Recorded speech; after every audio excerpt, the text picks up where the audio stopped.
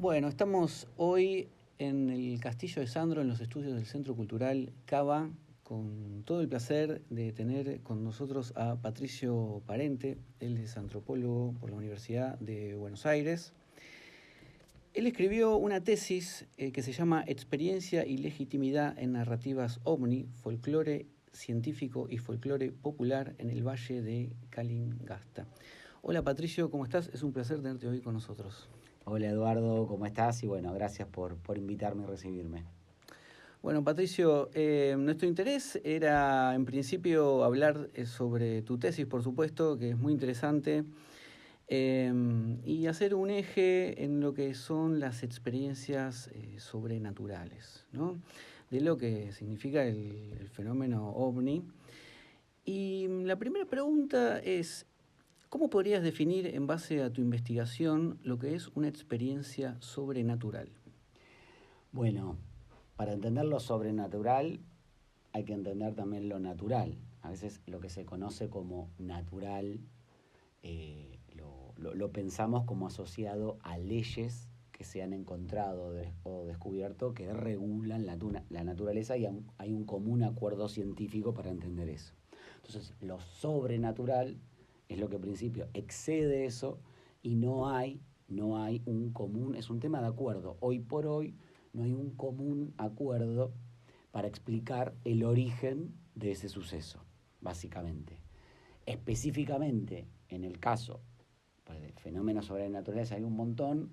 Yo abordé en la tesis los relatos de fenómenos lumínicos u ovnis, a los que en principio se manifiestan o parecen verse como un fenómeno de la naturaleza, pero lo extraordinario que tienen, que se comportan como cultura. Se les atribuye un comportamiento humano, ¿no? Una inteligencia. Y ahí es donde radicaría el por qué son pensados como sobrenaturales. No estoy diciendo que es algo que no exista o que sea falso, sino por entender por qué a esos fenómenos hoy por hoy se los atribuye o se los incluye dentro del campo de lo sobrenatural. Vos en tu trabajo hiciste un trabajo de campo en San Juan. Sí, sí. El trabajo de campo lo hice para la tesis de licenciatura, la antropología, para graduarte como licenciado. En la UBA tenés que hacer una tesis, que es un trabajo de investigación, y a mí desde los 10, siempre me interesó el tema, los misterios. Los primeros libros que empecé a leer eran sobre eso, sobre mitología, y bueno, antes te contaba que en la escuela secundaria me daba lo mismo salir de recreo, jugar al fútbol, como quedarme en el aula leyendo, y empecé a leer libros así. Y después, bueno, de pasar a ser lector, me empecé a interesar por hacer investigación activa sobre el tema, y a mis 19, 20 empecé a viajar con un grupo de investigadores acá de Argentina, no académicos, pero que tenían un trabajo de campo interesantísimo. Entonces ya desde mis 20 venía, 1999 venía haciendo mucho trabajo de campo de investigación, hasta que tenía que hacer el trabajo de campo para la tesis. Y yo ahí tenía que elegir dónde lo iba a hacer. Quería que sea un lugar distinto a los lugares que había viajado hasta ese momento. Y lo otro que tenía que elegir, importantísimo, quién me iba a dirigir ese trabajo de investigación. Bueno, ahí maté dos pájaros de un tiro. Porque en un congreso de antropología, un profesor me cuenta de un antropólogo. Él ya sabía lo que me interesaba a mí, y me cuenta que un antropólogo había visto las luces en Calingasta y que tenía un trabajo que me iba a prestar, que era un escrito, que este antropólogo había hecho un texto sobre eso. Entonces, bueno, yo accedo al texto, que en el momento era un documento de la facultad, porque era una monografía que Diego, quien después fue mi director de tesis, era una monografía que había hecho para aprobar un seminario de doctorado que daba este otro profesor. Y este profesor me dio ese documento, y cuando lo leí me voló la cabeza, porque estaba toda una experiencia. Primero, que Diego escribió excelentemente bien. Entonces estaba la descripción de lo que había visto unos años antes. Esto fue en el 2004, y en el 98 había visto con otras personas, bueno, había tenido una experiencia con luces en Galengasta, escribe sobre lo que había visto y después hace toda una reflexión antropológica que a mí me encantó y dije, esta es la persona que a mí me va a dirigir la tesis. Entonces lo llamé por teléfono y bueno, esta experiencia había transcurrido cerca de Barrial, que es una localidad en el sudoeste de la provincia de San Juan, es el pueblo más al sur que hay ahí, entre la cordillera y la precordillera de los Andes. Entonces yo voy hasta allá con un amigo, con quien investigamos un montón, con Paco, que él me ayudó a hacer un montón de entrevistas también y a desgrabar un montón de entrevistas. Y cuando le entrevisto a Diego ahí, ¿qué hago? Yo sabía que quería que sea mi director. Tenía que decidir si ese lugar iba a ser el lugar donde iba a ser el trabajo de campo. Y no solo que después de hablar con él y él contarme algunas historias, no solo eso, sino que después empecé a hacer algunas entrevistas ahí y me reinteresó, entonces elegí el director para mi tesis y el lugar donde iba a hacer investigación y arranqué en el 2004 y estuve 2 años hasta que escribí y defendí la tesis en público en ahí la Facultad de Filosofía y Letras, pero estuve 2 años para ese trabajo. Después apliqué para una beca con ISET, la gané, estaba haciendo el doctorado y seguí investigando. Pero para la tesis, para el trabajo que leíste, me llevó 2 años desde la idea hasta que la defendí. Y esto es en Barreal, que hay un centro astronómico, el Leoncito, Sí. ¿no? Y yo lo que entendía, un poco el marco de tu trabajo es cómo es la concepción de todos esos eventos que son característicos de la zona. Eso se ve en los testimonios que vos tomás, que son varios. Claro. Y la segunda pregunta que yo tenía era, en base a estos 2 años de trabajo, el vínculo, primero, ¿no? Pensar que el vínculo entre el centro astronómico y los vaqueanos debe ser muy especial en relación al sentido de verdad de esos fenómenos. Para vos, ¿cuál es el sentido de verdad que por lo menos maneja la ciencia en relación a los fenómenos lumínicos o el fenómeno ovni? ¿Cómo lo considera ese tipo de fenómenos la ciencia? Bien. Bueno, en principio sí, hay un observatorio astronómico ahí, que es el complejo astronómico El Leoncito, y eso le da un plus al trabajo de tesis, porque yo sentía, a mí me interesaba hacer una especie de contraste o contrapunto entre los relatos, las historias que contaba la gente de su experiencia personal de observación de estos fenómenos y el discurso científico, pero no un discurso científico en general. A la antropología le importa eso. Bueno, el discurso científico de la gente, ¿dónde? ¿Cuándo? ¿Quién lo representa? Y me parecía que esa institución podía llegar a representar al discurso científico a través de los científicos que trabajan ahí, que eso ahora se hace a control remoto, ¿no? No tienen que ir al observatorio a mirar, sino que al control claro. desde distintas partes del mundo pueden observar desde ese observatorio. Sí. Y también a la gente que trabaja ahí, a la gente, los técnicos, ingenieros, el personal de mantenimiento, de maestranza, cómo eso incide en las opiniones que pueden tener sobre estos relatos. Y la otra pregunta que me hace es, sobre el discurso científico en general, y bueno, como te decía con respecto a lo sobrenatural. El discurso científico en general no se pronuncia a favor de que acá hay un misterio. Si no, esto se hubiese investigado un montón más. Sino como que, bueno, esto es parte de algo conocido, sea que responde a un fenómeno natural o un fenómeno cultural. Bueno, el fenómeno cultural es, no sé, un avión, ahora un dron, pero bueno, a mí me interesaba saber qué pensaba esa gente ahí. Y había algo muy interesante que pasaba, porque cuando yo llego, el director en ese entonces me dice, bueno, mirá, acá mucho no te van a poder ayudar los científicos, porque ¿qué pasa acá?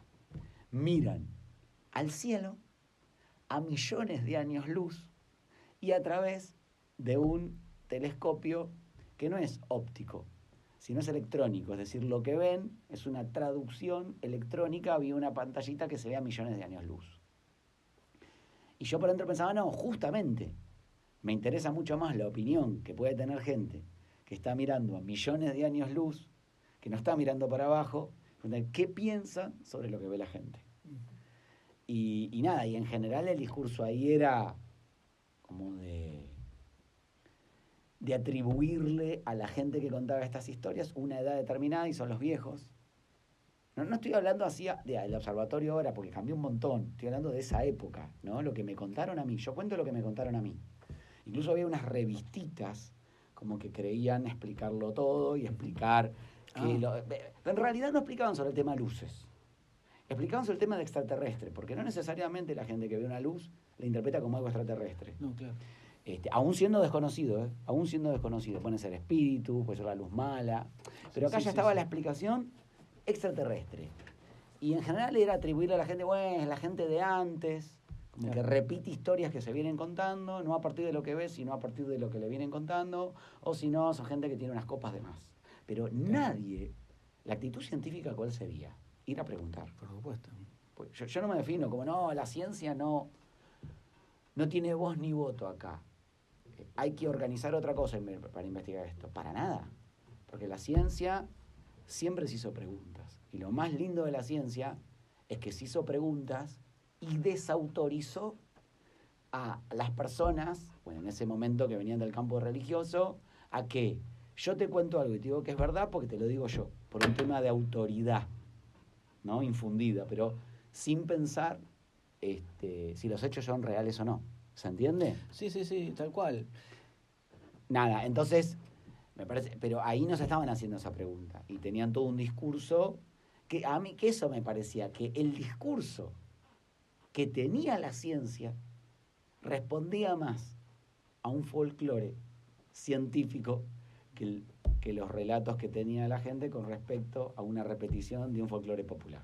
Claro, bueno, ahí está el título de tu tesis, ¿no? Tal que cual. Es folclore científico y folclore popular. Ya en el título, siempre en un título de un trabajo de tesis, hay que poner no solo el tema, sino desde qué lugar lo vas a mirar. Yo no puse folclore popular y ciencia en el Valle Calingasta, sino decir, bueno, lo que yo me encontré ahí, que la ciencia respondía más a un folclore, algo que se dice porque hay que decir eso y hay que repetir algo que se viene diciendo como una tradición. Obedecía más una tradición que a que lo que estaba contando la gente en base a lo que estaba viendo, ¿no? Sí. Y muchas veces tenía más legitimidad la gente que observaba una luz para considerarlo como un fenómeno desconocido que la ciencia a la hora de desautorizar eso, porque en la mayoría de los casos la ciencia a la hora de desautorizar o desvalorizar lo que veía la gente como un fenómeno desconocido o misterioso, ya te digo, se amparaba en una tradición científica que ante eso tiene que decir tal cosa. Es más, abrevaban un poco las teorías de Young, pero una mirada muy parcial diciendo, bueno,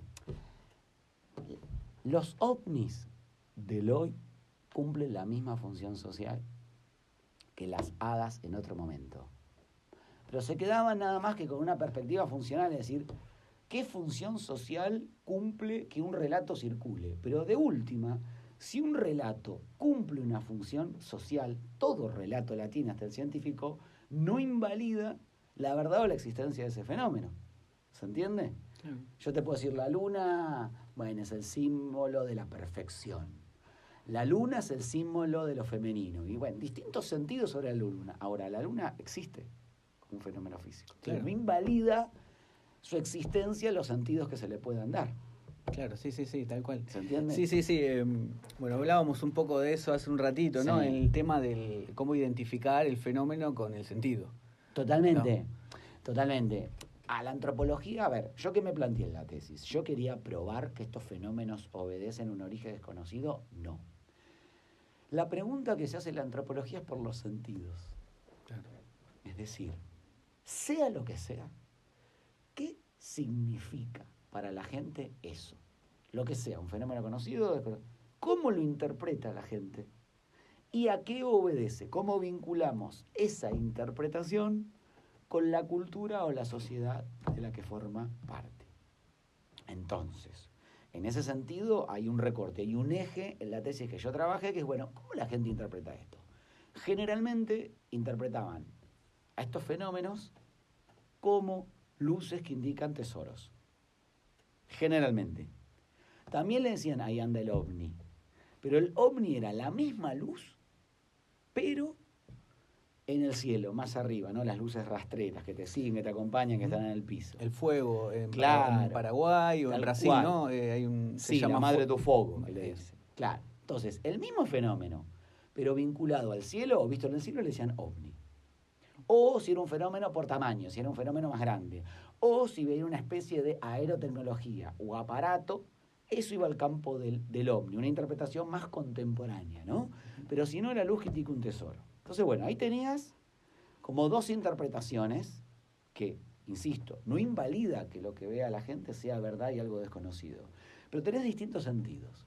Entonces, ¿qué pregunta se hace Leandro? Bueno, ¿con qué está vinculado? Y bueno, entonces yo te puedo decir, en el lugar, el mineral es algo muy valorado, o los metales, ¿por qué? Y bueno, ahí hay un proyecto minero de extracción en la montaña, por eso hay un montón de, hay un montón de minerales, por ahí, hasta ahí llegaron los incas, entonces se asocia a los tesoros que dejaron. Por ahí pasó el ejército de San Martín y dejó un montón de cacharros y de cosas. Entonces, todo eso hace que la gente que encuentre algo racional desde donde asirse para entender algo tan distinto como es una luz que va, que viene, que te alumbra, que la alumbras y se acerca, o se pierde en un camino, se dispara al cielo. Entonces, por un lado, el entender qué sentidos le daban a esa luz y cómo está asociado a ese contexto social y cultural. Ahí, por ejemplo, otra cosa que se valora mucho es la interpretación de rastros y de huellas, el huelleo. ¿Por qué? Porque hay mucha Baquiano o Baquianía, esto lo trabajó muy bien él, que a mí me dirigió la tesis. Hay mucho arrieraje, cruce de montaña desde tiempos antiguos, entonces es re necesario conocer el territorio y entender o interpretar las huellas que van dejando los animales, qué animal fue, hace cuánto, o mirando un río saber cómo va a estar el clima en la cumbre, porque a veces llevan días esas caravanas que cruzan la cordillera. Bueno, y en muchas historias, o en varias, estaba esto, no, la luz era como nos estaba huelleando, dice, como si la luz, mi propio director de tesis lo dijo, copiara las propias huellas que habían dejado por el camino. Entonces, wow, ¿qué está pasando acá? Es solo la interpretación, el valor que la gente le interpreta al acto de huellar y interpretar una huella, o la luz además efectivamente hizo eso. Entonces, bueno, vos tenías, insisto, por un lado, preguntarte, ¿qué sentido le da la gente a eso y con qué está vinculado? Pero por otro, yo le di una vuelta de tuerca a la tesis, porque ¿qué pasa? Esta pregunta a veces de quedarte con esto de que, bueno, vos no te preguntes si existe o no como antropólogo, solo pregúntate qué sentido le da a la gente, a veces, en la mayoría de los casos, esconde una desvalorización por el testimonio encubierto. Porque en definitiva dicen, no te preguntes por la verdad o no, por la existencia o no de tal fenómeno, sino por cómo lo interpretan. Pero vos cuando vas a textos folclóricos o antropológicos y ves cómo están categorizadas estas experiencias, es en leyenda, fenómenos sobrenaturales, ya hay una valoración. Ya hay una valoración encubierta sobre la verdad de algo o no. Entonces, a mí me parecía, ¿cómo hago para, en un trabajo de tesis académico, instalar la pregunta sobre, me parece que importa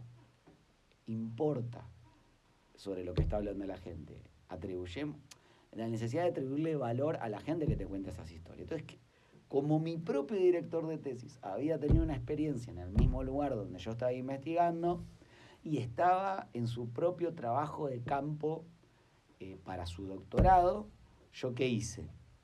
Digo, bueno, si la antropología construye conocimiento a partir del método de la observación participante, que eso es formar parte de la comunidad que investigás y conocer desde adentro, ¿qué pasa cuando un antropólogo Ya no un testimonio aislado que alguien que obedece o responde a otra profesión, no importa. Pero ¿qué pasa cuando un antropólogo, en pleno trabajo de campo, ve la luz? ¿Qué hago? Claro. O sea, lo dejo afuera porque no nos tenemos que preguntar sobre la existencia de eso. Pero ¿qué pasa cuando en el propio trabajo de campo te topás con lo que no tenés que ver? ¿Lo dejamos afuera? Y sobre todo cuando a eso se lo atribuye un comportamiento hasta cultural, inteligente, como si eso tiene una voluntad propia que interactúa con el propio investigador. ¿Qué hago? ¿Lo dejo afuera? Entonces, desde ese lugar incluimos hacia el final de la tesis la importancia de valorizar a las personas que narraban estas historias, Sí. procedan del origen que procedan, para hacernos esa pregunta. Pero en ese caso, no para todo. No digo que ahora la antropología se tiene que preguntar sobre el origen de determinados fenómenos. En ese caso, ¿qué hago? Si lo dejo afuera, no estoy siendo un científico, Claro. ni un antropólogo. Entonces, bueno, eso habilitó también esa pregunta.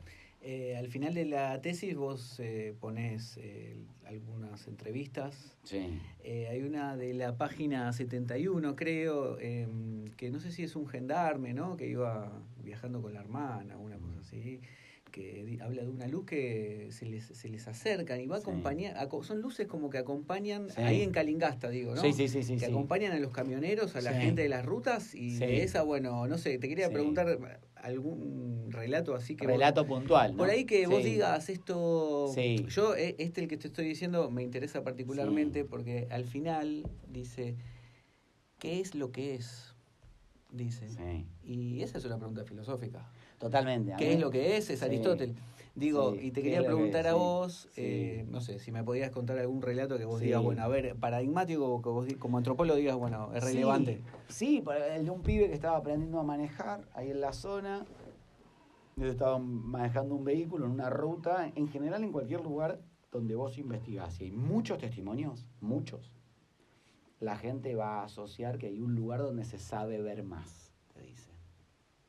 Que puede ser el tramo de una ruta, puede ser una tranquera, puede ser una montaña, puede ser un molino. Entonces, ahí a la noche vamos y tratamos de estar mucho tiempo para ver qué pasa. Bueno, en Barreal era entre el Barreal Blanco, que es una especie de salar pero de arcilla, y el límite con Mendoza. Una ruta que discurre de norte a sur y que en ese tramo la gente asociaba a todas las observaciones. Había en otros lados, pero ahí donde es ese espacio, la gente lo asociaba a la mayor cantidad de observaciones. Bueno, una de las historias, una parte del testimonio de mi profe, de Diego, transcurre ahí. Y un pibe, o te cuento un pibe que estaba aprendiendo a manejar, entonces iba manejando por ese camino, que en algún momento se hace de ripio, de tierra, y claro, ve venir lo que parece ser un auto atrás. Entonces se le acerca, hasta que se pone casi atrás el vehículo, lo que él pensó que era un vehículo. Entonces él se corre y se pone en la banquina. Cuando se da vuelta, ese vehículo está lejos. Claro. Entonces cuando retoma el camino otra vez, le llama la atención, porque muchas historias no es que de repente te das cuenta que es algo extraordinario. Es muy loco eso. Es con el correr en el transcurso de la experiencia donde resignificás lo que dices, che, pero esto no es normal. Como hay una gradualidad en entender, en general, cuán extraordinario es. En otros casos no, se impone de toque que chiste es una locura y es de repentino. Bueno, el pibe ¿qué hace? Retoma el camino, sigue y otra vez la luz atrás. Otra vez la luz atrás. Que se había ido. Claro. Y era un auto que quería pasar y de repente volvió a pasar. Claro, y ahí eso forma parte de algo que nosotros le decimos los autos que no son. Pues ya es casi tantas repeticiones hay de esos fenómenos, no el que te siguió atrás, los autos que están en la ruta, que ves venir un auto, le haces luz y cuando le hiciste luces, o se te acercó en la trompa de un camión, con muchos casos de camioneros hay ahí. Sí. O de repente se metió, hizo una curva, o hizo un ángulo de 90 grados y se metió por un lugar donde no hay camino. Y la gente sabe distinguir una luciérnaga de un fuego que puede ser la emanación gaseosa de un hueso, como la fosforescencia de los huesos. O sea, la gente tiene un conocimiento muy profundo de la noche en ciertos lugares. Mucho más que incluso que científicos, porque hay algo de ser locales que saben qué es, dónde están las cosas, sabe diferenciar una. Y si no te lo pregunta, che, mira, no sé, como dijiste vos, ¿qué es lo que es? Se hace pregunta a la gente como se debería hacer preguntas a la ciencia. Pero bueno, nada, toda esa categoría, los autos que no son, como ciertos fenómenos que se dan en ese contexto de ruta, que por sus comportamientos no obedecen a nada conocido. Ahora, ¿los fenómenos solo se dan en una ruta? No. Se dan en cualquier lado. En cualquier lado. En cualquier clase de clima, bioma, geografía, porque siempre hay una intención por asociar. Bueno, se ven en volcanes, son las luces volcánicas y no sé qué. Se ven en pantanos, no, son las emanaciones gaseosas de pantano. Se ven en todos lados. En la tundra, en la selva, en la nieve, en la montaña, en la pampa. Y siempre se comportan igual. Yo no tuve de viajar por otras partes del mundo, pero sí he leído de investigadores que han recolectado un montón de testimonios de primera mano de gente que ha visto. Es exactamente igual a los testimonios que revelamos acá. Es un fenómeno, es muy interesante porque es un fenómeno mundial y eso le da una unidad y una generalidad. No es una persona que lo ven determinado, es un fenómeno mundial, pero que a su vez toma un color local según dónde lo ve la gente. ¿Qué es esto del color local? Es una dimensión como muy misteriosa de estos sucesos, es decir, que parece como si se manifestaran de acuerdo a lo que la gente valora o quiere ver. Pero no por eso es que es una proyección de la gente o una alucinación. Por ejemplo, un investigador con el que siempre hablo, que él diseñó todo un programa de monitoreo en Yakima, que yo lo nombro en la tesis eso, en el estado de Seattle, en Estados Unidos. David Akers esas son unas tierras que tienen la propiedad de una comunidad aborigen. Y dentro, como hay tantos incendios, hay un sistema de monitoreo de incendios. Bueno, él habló con el que coordinaba el director de ese centro de monitoreos todo el tiempo, y muchos fenómenos se manifestaban como fuegos extraños. Es decir, una luz que parece ser un fuego, entonces van a ver de qué se trata y de repente no lo es tal. ¿Se entiende? Acá ya te digo, como esto en un lugar donde hay mucha valoración del huelleo, de repente una luz se comporta huelleando a los rastros que dejan la gente o animales. Entonces la pregunta es, ¿estos fenómenos es una proyección de la gente, esa interpretación, o el fenómeno se está adaptando al imaginario de la gente? Se adapta. Que eso es lo que me preguntabas antes, también entre la diferencia entre investigadores como Jacques Vallée, el francés, y Hynek en Estados Unidos, que en realidad se complementan porque Hynek es el primer científico que, vamos a decir, que tematiza o que teoriza sobre las luces y los ovnis con una investigación sistemática, ¿no? Y él incluye a las luces, porque antes los ovnis, la investigación, era solo de aparatos, ¿no? De platillo volador. Y la gente no se salía de eso, pero te estoy diciendo hasta hace 20 años atrás. Sí, claro. La luz era algo folclórico, no, eso es folclore. Y yo con las personas que empecé a viajar, que necesito nombrarlas porque aprendí de ellos y con ellos, Daniel López, Carlos Ingaramo, Paco Martínez, Juan Pablo Gómez, Claudio Misca, bueno, un montón. Ellos siempre valorizaban, por viajar, por investigar, la propia investigación te da siempre la brújula. Y si vos te movés y escuchás a la gente, no te podés perder las luces. Incluyeron a las luces como parte del fenómeno ovni. Y Hynek es el primero que, investigando a la hora de definir los ovnis, además de aerotecnologías desconocidas que ve la gente, incluye los fenómenos luminosos, ¿no? Lo que hace Vallée es que incorpora todo lo folclórico, cómo lo interpreta la gente, pero no denostando, denegando lo que ve la gente, sino esta otra pata que te digo, de cómo a veces las luces o los fenómenos estos parecieran comportarse como si respondieran al imaginario de la gente. Es como si, por eso él habla de la absurdidad.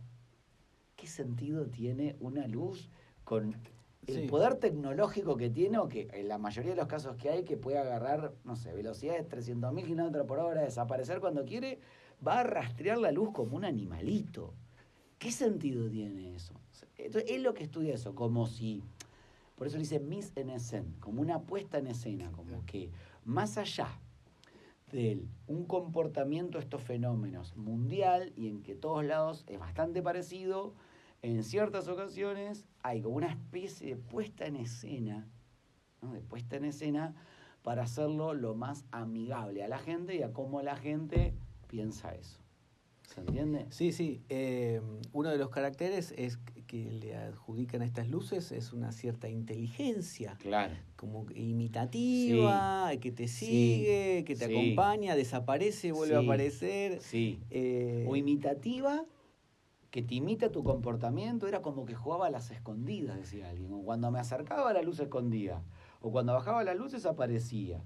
Interactiva, anticipatoria en muchos casos también. Bueno, lo mismo, eso es lo que te decía antes de la posibilidad de relevar muchos testimonios. Sí, claro. Para ver cómo se repite. Porque te lo dice una persona, bueno, pero te lo dicen un montón. Y si no, yo iba y la luz se anticipaba el pensamiento. No es en todos los casos esto, ¿no? Pero es como que si antes de tirarle balizas a una luz, la luz ya se anticipaba eso, ¿no? Como cosas así. O, lo que es más loco de todo, que es lo mismo. Si no tenés muchos testimonios, dices, bueno, es una cosa excepcional o extraordinaria dentro de esta. Como dos personas, o un grupo de personas en dos lugares distintos, un grupo ve al fenómeno y el otro no. Entonces vos podés caer en decir, no, entonces era una mentira, es una explicación, o no. Como este grupo tiene un pensamiento y una percepción tan elevada, logra ver algo que en otro no.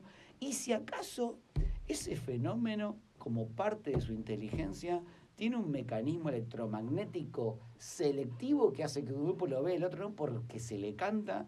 Ese mecanismo selectivo no está traduciendo la inteligencia de un fenómeno. Claro. Pero lo más común son los comportamientos imitativos e interactivos. Y esto es como lo verbaliza la gente. Venía, me acompañó, me siguió. Mucha gente queriendo entrar a la tranquera en el medio del campo y la luz posándose arriba de la tranquera y no dejándolos pasar.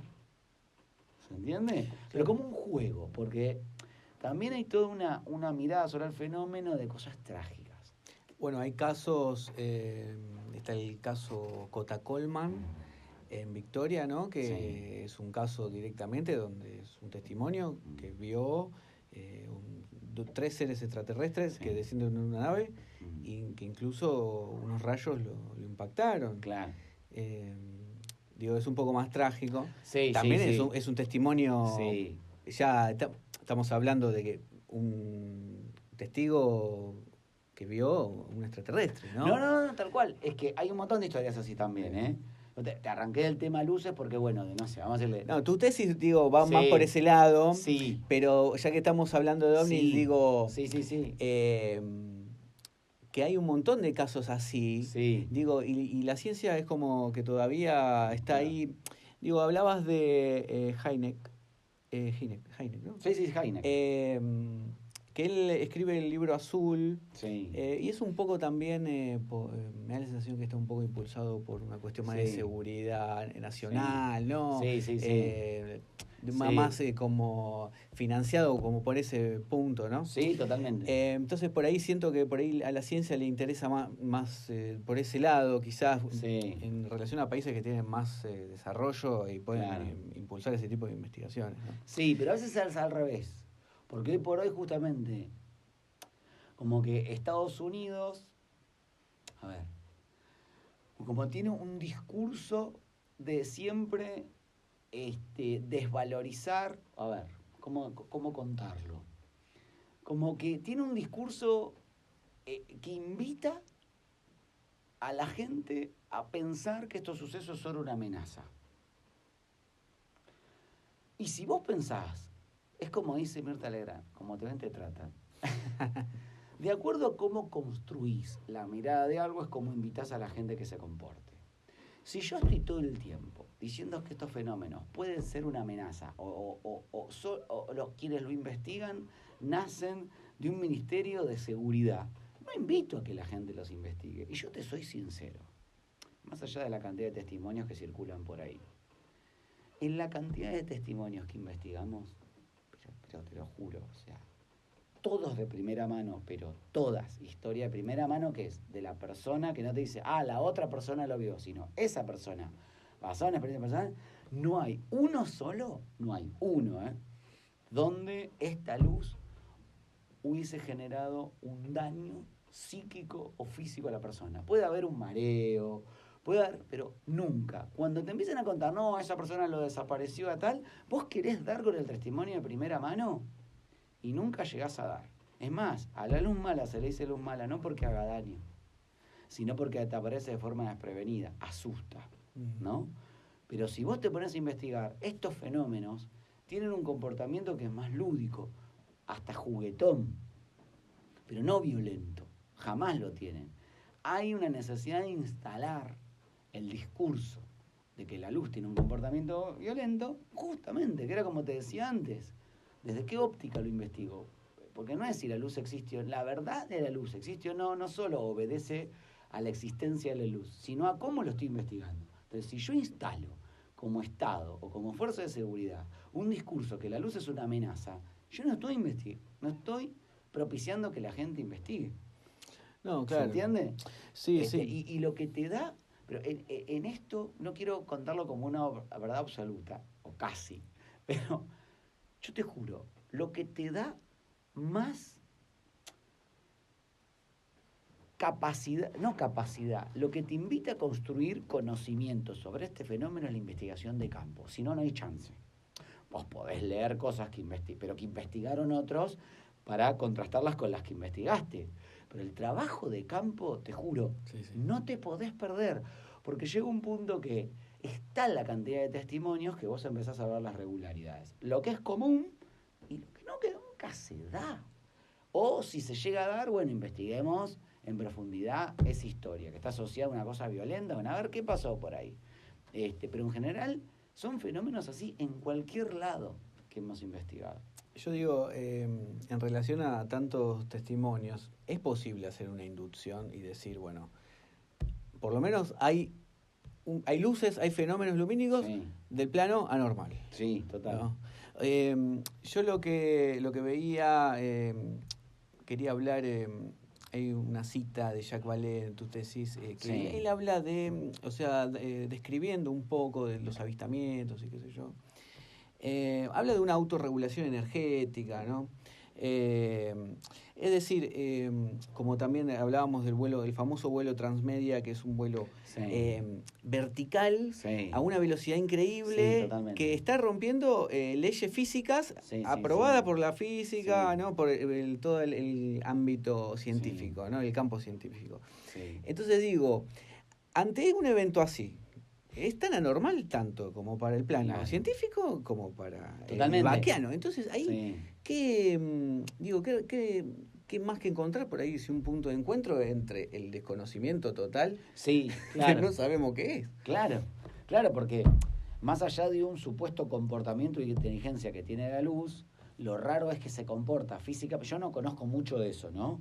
Pero sí he hablado con gente que está investigando esto, más sobre todo ingenieros electrónicos o eléctricos, que son la infantería de la ciencia, ¿no? Son los que van siempre a hacer mediciones al campo. Claro. Y ellos me decían que tienen unos comportamientos como rarísimos, ya sea de lugares donde aparece la luz, o movimientos, como decías, la verticalidad, de subir arriba de la copa de un árbol, bajar, subir, o la velocidad, de repente ir a una trayectoria y cambiar de ángulo a una velocidad abismal. Pero como te decía antes, yo creo que en la medida que no investiguemos más, jamás nos vamos a poner de acuerdo y ni hablar la ciencia. Por eso, la verdad de un fenómeno, sea cual sea, no solo obedece a su existencia, sino a cómo estamos mirando eso. desde qué perspectiva miramos algo, ¿se entiende? Y por eso te decía antes lo de los meteoritos. La ciencia, en general la gente no creía en las piedras que caían del cielo. No creía en eso.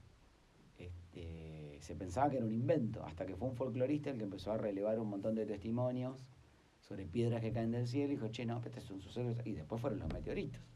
Si para eso se tardó un montón en darle credibilidad a la gente y darle entidad como fenómeno, imagínate un fenómeno que encima manifiesta una inteligencia. Es una luz que tiene un comportamiento inteligente, o se comporta como un animalito, pero es una luz.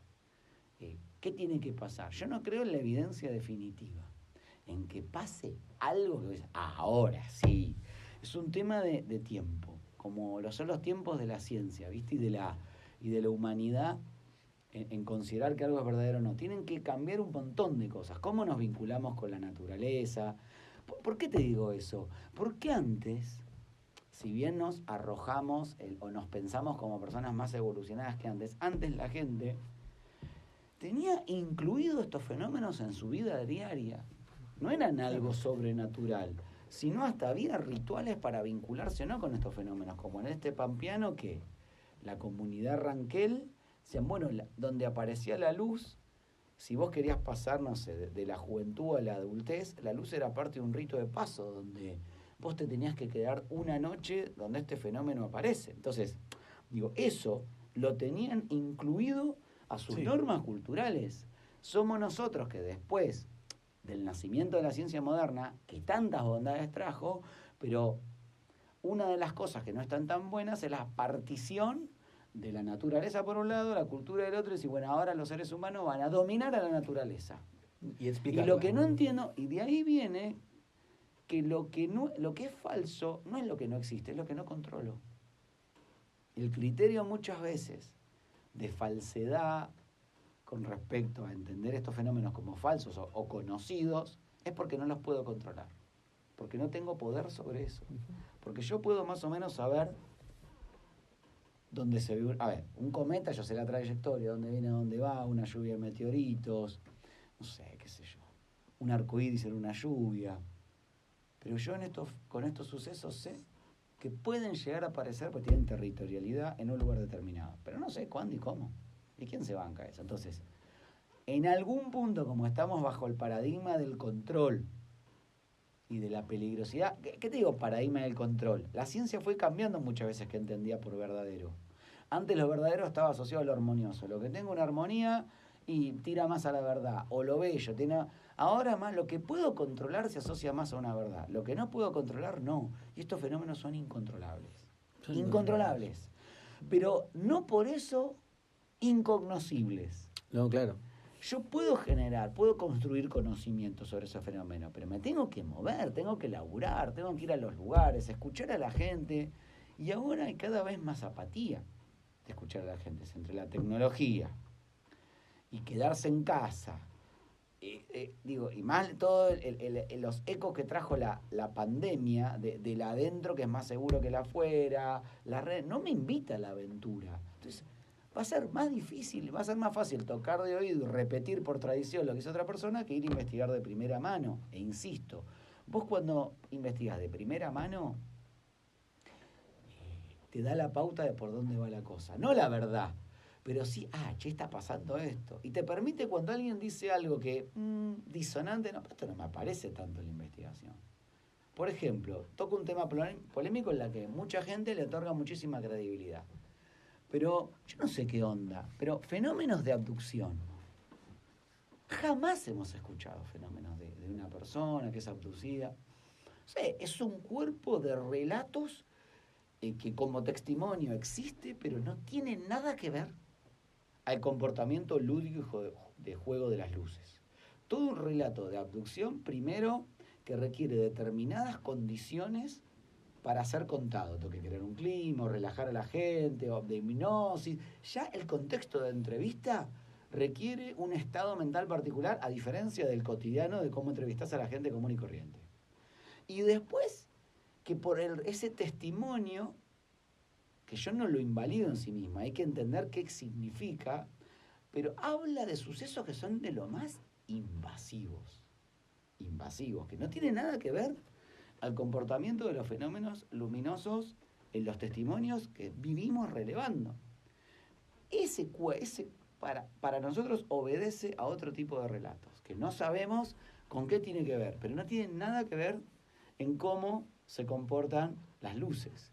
Es más, a ese tipo de testimonio, yo lo trabajo en la tesis también, entonces, requiere una persona de lo más calificada para entender e interpretar en determinadas condiciones eso. Y esto no requiere una persona, las luces, una persona necesariamente calificada. Cualquiera puede entrevistar a otra persona y que le cuente lo que vio. ¿Se entiende? Sí, tal cual, Patricio. Mi perspectiva a partir de lo que investigué. No, pero lo que pasa es que sí, yo creo que este es el valor de este tipo de trabajos. Como te contaba y como sabe la audiencia, nosotros tenemos una entrevista con Andrea Simondini en Victoria. Yo cuando voy a entrevistarla a ella, que ella me invitó a un avistamiento en el Cerro de la Matanza. Bueno, vos conocés el Cerro de la Matanza, de paso por ahí podemos hablar 2 minutos de eso. Se ve el cielo estrelladísimo y ahí uno piensa que el cielo se mueva ya no es raro porque hay tanto, está en constante movimiento el cielo, o sea, no es raro ver que algo se mueva. Totalmente, sí. Y lo que pasa es que ahí había gente experta que estaba muy acostumbrada a mirar los cielos, que decía, no, puede ser basura espacial, puede ser un Starlink, puede ser, pero bueno, estábamos con Andrea y Andrea nos decía, yo les podría decir que esto es un ovni, y no, son los Starlink que están pasando, totalmente. ¿no? Digo, ese trabajo de ir de campo, como vamos a hablar. Claro, pero lo mismo. Andrea conoce mucho la zona, ha ido un montón de veces. Vos para entender lo que es desconocido, primero tenés que entender lo familiar, que es lo conocido. Para eso tenés que hacer mucha noche. Ahí, entonces vos sabés, qué es lo conocido, como en Barrial donde estaba la luz del observatorio, que era un puntito, cómo se comportan los autos que vienen en la ruta, cómo a determinada hora de la madrugada se eleva toda una luz que es el pueblo por un efecto atmosférico. Y lo mismo Andrea ahí, ha hecho tanta noche que sabe lo que es conocido y desconocido. Después viene alguien de afuera, te dice, no, eso es tal cosa, y bueno, ¿y cómo te explico que no? O sea, ahí en el Cerro de la Matanza está la Laguna del Pescado, que, o sea, se ve, digamos, que es la parte toda oscura, ¿no? Bueno, de ahí dicen que, bueno, se han dicho muchas cosas de la Laguna del Pescado, ¿no? Sí, totalmente. Desde una base ovni hasta el caso Cota Coleman, creo que no sé si fue por esa zona. Así que, bueno, Patricio, es un placer esta entrevista con vos. La verdad que, bueno, es una tesis fenomenal, fantástica. La verdad que ojalá la audiencia se pueda acercar para leer un poco sobre tu trabajo, que bueno, es muy interesante. Y como última pregunta, para cerrar esto ya como antropólogo, te pregunto si las ciencias antropológicas encuentran un problema en lo que significa para el ser humano intentar reconocer los fenómenos anormales. ¿Qué consideración pensás que pueden tener las ciencias antropológicas como para decir, hay algún problema en este acercamiento a lo anormal? O sea, que ese instinto de decir, yo hoy me pensaba esto, ¿no? ¿Viste? Pensaba como esa cosa del desconocimiento, lo que no se conoce, el límite, ¿no? Que nos da el conocimiento. O sea, si las ciencias antropológicas, no sé, pueden encontrar un problema o una solución en esta cosa humana de ir a lo anormal y qué es esto, ¿no? Bueno, mira, a ver, yo siempre con el correr de los años empecé uno va cambiando siempre a medida que va, qué sé yo, pasan los años, cómo mirás determinadas cosas, lo que sea, o a personas, o a situaciones. Y yo aprendí a mirar a la antropología como la ciencia social que más se ha vinculado con el misterio. Pero no el misterio de lo sobrenatural, necesariamente, ¿no? Sino de si la sociología, ambas nacieron al mismo tiempo, se quedó tratando de entender las problemáticas sociales de la ciudad, que las había muchas, luego de la Revolución Industrial, explotación, hacinamiento, lo que sea, la antropología viajó hacia comunidades alejadas de donde procedían los antropólogos y las antropólogas, básicamente, ¿no? O sea, ¿cuál fue su objeto de estudio? ¿Comunidades campesinas o aborígenes? Pero en ese irse lejos, en geografía y en imaginario, claro, la antropología trató de entender y comprender formas de hacer, de pensar, de vivir o de sentir de culturas muy distintas a la nuestra. Entonces, ya por eso solo, la antropología, en definitiva, se empezó preguntando sobre la diversidad humana. ¿Qué nos hace personas parecidas o culturas parecidas o muy distintas? Entonces, es la disciplina que más se vinculó con el misterio. Por eso mismo, yo te decía antes que en un momento determinado, cuando en determinadas, no sé, comunidades se hablaba de brujería, que la primera antropología quería explicar el origen de la brujería. Entonces, ¿qué pasaba? Se preguntaba por el origen de la brujería. Y en la mayoría de los casos caían en un prejuicio. Decían que la brujería respondía a un estado mental determinado de esa comunidad, atrasado, que el resto como civilización había superado. Entonces, toda pregunta por el origen de algo, no sé, el origen de la familia, de la brujería, de la propiedad, siempre la pregunta por el origen caía en los prejuicios del propio investigador que proyectaba sobre eso. Por eso la antropología tuvo una razón, esa razón muy importante para no caer en el prejuicio, se corrió por la pregunta del origen de las cosas para preguntarse o por la función o por los significados de la gente. ¿Qué sentido? Entonces, eso tuvo mucho de válido y de entendible que haga ese movimiento, hacerse otro tipo de pregunta. Pero bueno, yo creo que hoy por hoy, para determinados casos, como te decía antes, o sea, es entendible no preguntarse por la existencia de algo y solo por los sentidos hasta que se impone esa pregunta. Porque si no, termino cayendo en un prejuicio al revés. Por evitar caer en los prejuicios que me lleva la pregunta sobre el origen de algo, como antes el origen de la brujería, ahora me hago otra pregunta, pero caigo en el mismo prejuicio. ¿Qué sería caer en el mismo prejuicio? Y bueno, no me pregunto por el origen, por la verdad o no de estas historias.